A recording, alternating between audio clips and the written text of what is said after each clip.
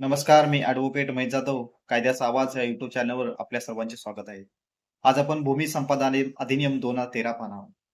हा ऍक्ट 2014 पासून लागू आहे. या ऍक्टमध्ये सेक्शन 4 असे सांगते की केंद्र सरकार, राज्य सरकारला एखादा प्रोजेक्ट राबवण्यासाठी जमीन संपादन करण्याचा अधिकार मिळतो. याबाबत अधिसूचना स्थानिक वृत्तपत्रामध्ये तसेच संबंधित ग्रामपंचायत, नगर परिषद, नगरपालिकेत पाहायला मिळते. ह्या अधिसूचना प्रकाशित करण्याचा उद्देश असतो की जे जमीन मालक असतील, मूळ धारक असतील, इतर हितसंबंधी व्यक्ती असेल, त्यांना या अधिसूचनेबद्दल माहिती दिली जाते.